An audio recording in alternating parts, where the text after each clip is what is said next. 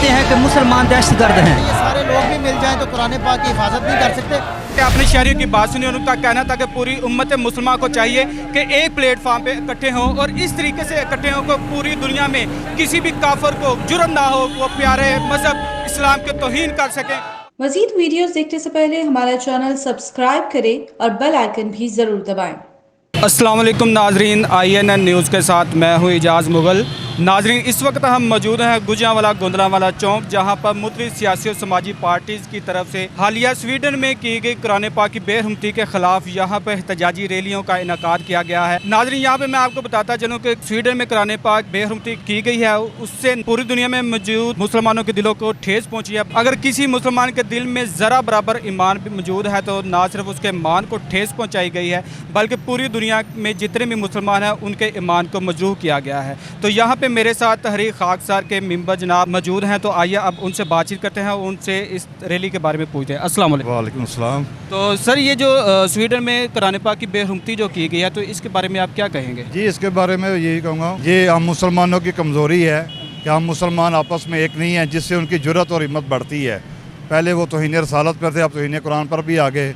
और इसी तरह अगर मुसलमानों में इत्तेहाद ना हुआ, मुल्की लेवल पर इत्तेहाद ना हुआ, तो इनके हौसले और बढ़ेंगे। इसलिए मैं अपने हुक्मरानों को कहूँगा कि वो खुदाया एक हों और मिलकर इन यहूद नसारा का मुकाबला करें। जब तक हम एक नहीं होंगे, इसी तरह हमारी कुरान की और हमारे रसूल की तौहीन जो है ना वो होती रहेगी। जब तक हम मुसलमान फ़िरका परस्त में रहेंगे, इसी तरह हम जलील और रुसवा होते रहेंगे। इसका एक ही हल है, एक मरकज़ हो, एक मुसलमान हो, तो फिर इनकी ऐसी की तैसी भी हम कर सकते हैं। इनकी ज़रूरत नहीं होगी। जब मुसलमान एक किबले की तरफ रुख कर लेंगे तो फिर इसराइल, कोई अमेरिका, किसी की ज़रूरत नहीं होगी या स्वीडन जैसे किसी मुल्क की को वो हमारे कुरान पाक की तौहीन कर सकें। तो इसलिए तौहीन होती है कि मुसलमानों में इत्तेहाद नहीं है, ये फ़िरक़ों में बटे हुए हैं, कौमों में बटे हुए हैं, मुल्कों की सूरत में ये बटे हुए हैं, टुकड़े दर टुकड़े हुए हैं, जिसका वो नाजायज़ फ़ायदा उठाते हैं। और जहाँ तक कुरान हकीम का तल्लक है, ये उन बदबख्तों को भी नहीं पता कि ये अल्लाह रब्बुल आलमीन सब के खुदा की किताब है। ये उनके लिए भी हिदायतनामा है, पूरी दुनिया के लिए हिदायतनामा है। ये हमारी बदकिस्मती है मुसलमानों की, हमको वो किरदार जो नबी अकरम सल्लल्लाहु अलैहि वसल्लम मुसलमानों में पैदा करके कि वो दुनिया को नहीं दिखा सके, दुनिया मुसलमान की वो इज़्ज़त वो मकाम नहीं दे सकी जो मुसलमान दिखाना चाहिए था। वो अपना किरदार अदा करना चाहिए, हमें भी अपने किरदार में बेहतरी लानी चाहिए, सुन्नत का एहतराम, सुन्नत का रवैये, वो माहौल पैदा करना चाहिए जिसे देख कर दूसरे मुल्क भी कुरान की इज़्ज़त करने पर, रसूल सल्लल्लाहु अलैहि वसल्लम की इज़्ज़त करने पर मजबूर हो जाएंगे। अच्छा, ये बताइए कि आपने अभी ये कहा कि हमें मुसलमानों को एक प्लेटफार्म पे इकट्ठा होना चाहिए, तो पूरी ये पाकिस्तान में जो मुसलमान हैं इनको हम किस तरीके से एक प्लेटफार्म पे इकट्ठा कर सकते हैं? जी, इनके इसी सूरत पे इकट्ठे हो सकते हैं जिस तरह के हुआ है, जो हादसा हुआ है कुरान मजीद के स्वीडन के साथ। ये दुख के मौके अल्लाह ताला इसी से फराहम करता है। शायद इस आखिरी लम्हात को देख कर ही इनमें कोई शर्म, कोई गैरत नाम की चीज़ जाग आए, तो ये इकट्ठे हो जाएं, एक जगह पर मिल के बैठ जाएं। अगर फिर भी इस कुरान के बाद तौहीन होने के बाद भी ये हुक्मरान, ये मौलवी, ये मुल्ला सब इकट्ठे नहीं होते, तो फिर भी लानत है इनके ऊपर, वो तो कुछ नहीं कह सकते। हम तो आवाज़ दे रहे हैं कि एक हो, नेक हो, आए मैदान में आए, जहाँ मर्जी बुलाएं, हम हाज़िर हैं। इनको पहले भी दावत देते रहे, अब भी दावत देते हैं। तमाम मकतबा फ़िक्र के लोगों को एक होंगे, मिलकर कोई लाहमल तैयार करें और उनको बताएं कि हम भी हैं। जी, स्वीडन में इस वक्त जो कुरान पाक की बेहरमती की गई है, इसके बारे में आप हुकूमत को क्या कहना चाहेंगे? मौजूदा हुकूमत को तो मैं कुछ नहीं कहना चाहती, और ना मुझे कोई हुकूमत नज़र आती है कि मैं उसे कुछ कहूँ। मैं UN को, जो आलमी ताकतें हैं, मैं उनको कोई पैगाम देना चाहती हूँ कि मुसलमानों की छोटी छोटी बातों को भी ऐसे बढ़ा चढ़ा के बयान किया जाता है। तो जब मुसलमानों के जज्बात मजरूह होते हैं, जब उनके साथ ऐसा तौहीन अमेज़ रवैया इख्तियार किया जाता है और हुकूमतें उनकी सरपरस्तियाँ करती हैं, उस वक्त ये आलमी ताकतें कहाँ सो जाती हैं। उस वक्त उनको ये जुल्म नज़र नहीं आता, उनको हमारे दुखे हुए दिल नज़र नहीं आते। तो मैं उन ताकतों से मुखातिब हूँ। अपनी हुकूमत अगर हमारी इस काबिल होती तो शायद हमें ये दिन देखने ना पड़ते। और कुरान की तौहीन कोई नहीं कर सकता, घटिया हरकतों से अपनी औकात दिखाते हैं। कुरान की तौहीन करने वाला कोई पैदा नहीं हुआ, ये अल्लाह ताला का मौजज़ा है। ये कुरान जो है, इसका कलाम जो है, वरफ़ान अल्लाह का ज़िक्र, ये तो क़यामत तक इसका ज़िक्र जो है वो बुलंद भी रहेगा और इसकी इज़्ज़त और नामूस भी बरकरार रहेगी। जी बेटा, ये जो स्वीडन में कुरान पाक की बेहरमती की गई है, इसके बारे में आप क्या कहोगे? मैं इसके बारे में यही कहूँगा कि जो भी काम किया गया है ये हुकूमत की सरपरस्ती की वजह से किया गया है, और इसकी वजह से जो बाकी दूसरे ममालिक हैं उनको भी उनके खिलाफ खड़ा होना चाहिए और इस तरह की हुकूमत को नीचे गिराना चाहिए। मैं अपनी हुकूमत को भी यही कहूँगा कि हमारी हुकूमत को भी इस काबिल होना चाहिए और जाके के खिलाफ बोलना चाहिए, पता चले कि पाकिस्तान भी मुसलमान अभी तक जिंदा हैं इस दुनिया में। जी ये बताइए कि इस वक्त अगर पाकिस्तान से स्वीडन के सफीर को निकाल दिया जाए तो क्या इस सूरत में पाकिस्तान को किसी किस्म का खतरा लाहक हो सकता है? किसी किस्म का कोई ख़तरा लाहक नहीं हो सकता। हमारा जो ईमान है वो मजबूत होना चाहिए, मुसलमान का जो अकीदा है वो मजबूत होना चाहिए। किसी के निकलने से मतलब कोई फ़र्क नहीं पड़ेगा। यहाँ पे मुझे सुल्तान सलाहुद्दीन अय्यूबी का जो है ना वो वाक़या याद आ रहा है। इसकी सफ़ों में भी इसी तरह गद्दार मुसलमान थे, लेकिन क्या था कि उन्होंने अपने ईमान को मजबूत रखा। इसलिए यहाँ पे मैं एक छोटा सा पैगाम यही देना चाहूँगा कि मुसलमानों को, तमाम मुसलमान इत्तेहाद को जो है ना आपस में इत्तेहाद होना चाहिए, एक मजबूत किला होना चाहिए, इनको ललकारना चाहिए। ये कौन होते हैं हमारी किताब को इस तरह बेहुरमती करने वाले?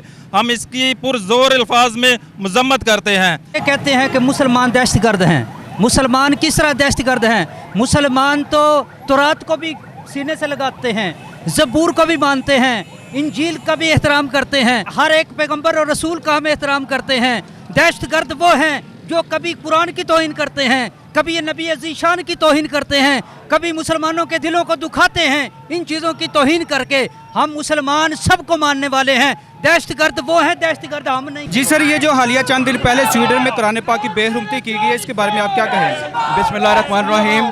कुफ़ार इस टाइम आलम इस्लाम की कोशिशों को सबोताज करने की जो नाकाम कोशिशें कर रहे हैं, हम आज एहतजाज के ज़रिए पूरी दुनिया को बताना चाहते हैं कि कुरान मजीद ना सिर्फ हमारा ज़ाब्ता हयात है, हमारे प्यारे नबी अकरम सल्लल्लाहु अलैहि वसल्लम पर अल्लाह ताला ने ये आखिरी किताब नाजिल फरमाई। इस इल्हामी किताब के एहतराम में, इसके तक़द्दुस में हम किसी भी अमल पे, किसी भी एक्ट को करने से गुरेज नहीं करेंगे। हम आलम इस्लाम के मुस्लिम रहनुमाओं से गुजारिश करते हैं कि तमाम अफराद अपने ज़ाती इख्तलाफात को भुला के मुस्लिम उम्मत के लिए इकट्ठे हो जाएं और कुफ़ार को, जैसे कि इमरान खान साहब ने आलम इस्लाम में इस्लाम फोबिया के नाम से जिस तरह दिन मनवाने की कोशिश की, कामयाबी हासिल की, इसी तरह आज फिर हम इमरान खान साहब की कॉल पे हुर्मत कुरान मजीद की हवाले से यहाँ पे इकट्ठे हुए हैं। और जो ये वाक़या स्वीडन हुकूमत ने कानून की शक्ल में किया, हम उसकी भरपूर मजम्मत करते हैं और दुनिया को बताना चाहते हैं कि महज़्ज़ब माशरों में कोई भी ऐसा कानून नहीं बनाया जा सकता जिससे किसी मज़हब की, किसी मसलक की दिल आज़ारी हो। मैं दुनिया को बताना चाहता हूँ कि मुसलमान इस वक्त अदादो शुमार के लिहाज से दुनिया में दूसरा बड़ा मज़हब है, तो आज़ादी राय के लिहाज से मुसलमानों की दिल आज़ारी बिल्कुल काबिल कबूल नहीं है। और हम लोग आलम इस्लाम के प्लेटफार्म से दुनिया को बताना चाहते हैं कि ये इंशाल्लाह आखिरी वाक़या था, इसके बाद किसी किस्म का कोई वाक़या बर्दाश्त नहीं किया जाएगा और इंशाल्लाह किसी हद तक भी हमें जाना पड़ा, हुर्मत कुरान में हम जाएंगे। जी सर, जो हालिया कुछ दिन पहले स्वीडन में कुरान पाक की बेहुरमती की गई है, इसके बारे में आप मौजूदा गवर्नमेंट को क्या मैसेज देना चाहें? मैं यहाँ पर ये बात करना चाहूँगा कि कुरान पाक की आयत है, उसका तर्जमा है कि अल्लाह ताला ने फरमाया कि कुरान पाक को हमने ही नाजिल किया और इसकी हिफाजत भी हम ही करेंगे। ये तो किसी ना, ये सारे लोग भी मिल जाएं तो कुरान पाक की हिफाजत नहीं कर सकते, क्योंकि वो मेरे और आपके खालिक ने तो खुद जिम्मा लिया हुआ है। हम तो सिर्फ और सिर्फ उस शख्स, वो कभी शख्स के साथ इज़हार नफरत करने के लिए यहाँ पे तमाम जमा हुए हैं कि वो शैतान का बच्चा क्या साबित करना चाहता है कि एक अरब मुसलमान जो है उनकी दिलाजारी करके वो शैतान का बच्चा क्या साबित करना चाहता है और क्या ये अमन का दीन। तुमने कुरान पढ़ा है? कुरान को पढ़ो तो सही। कुरान जो है वो तमाम मज़ाहब के लिए रहम का पैगाम देता है, अमन का पैगाम देता है। और कुरान पाक को अगर बगौर आप देखें तो जंग के दौरान भी दुश्मन की फसल को नुकसान पहुंचाने के भी खिलाफ बात करता है। तो कुरान पाक जो है वो अल्लाह की आखिरी किताब है और ये सबसे बड़ा मौजज़ा है अल्लाह ताला का कि कुरान पाक वहद किताब है जिसको लाखों लोगों ने अपने सीने में याद किया हुआ है।